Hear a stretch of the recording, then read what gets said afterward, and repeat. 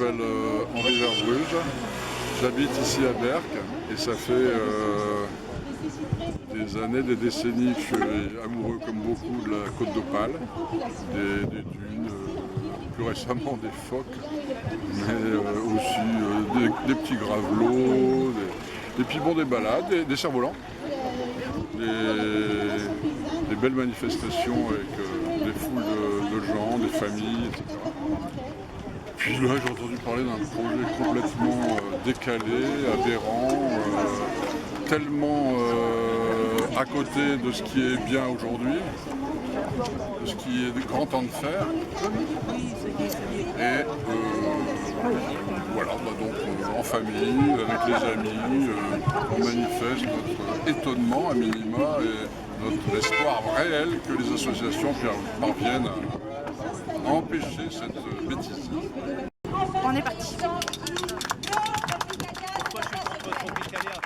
Parce que déjà c'est des hectares de terres agricoles qui vont être artificialisés, que par les temps qui courent, je pense qu'il est absolument évident que ce genre de projet il faut stopper de toute urgence, parce que c'est une opération privée, commerciale, qui est financée aussi par des fonds publics, parce que des animaux, encore des animaux en cage, parce que les tropiques dans le nord, enfin, c'est n'importe quoi, bilan énergétique nécessairement, voilà, toutes des raisons. Pour moi, c'est une évidence, c'est une incongruité.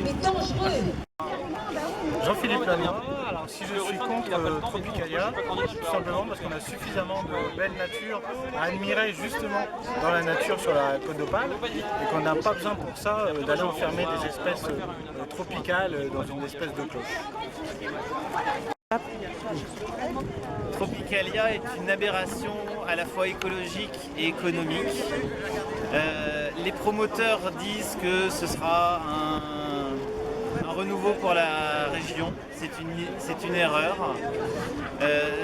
Il faudrait plutôt utiliser ces terres, de mon point de vue, en tant que local et personnel de l'éducation nationale, que ces terres soient utilisées pour produire en agriculture biologique ou en permaculture des denrées qui pourraient être utilisées par exemple dans les cantines locales. Ce serait un bénéfice à la fois écologique et sanitaire pour les populations. Voilà.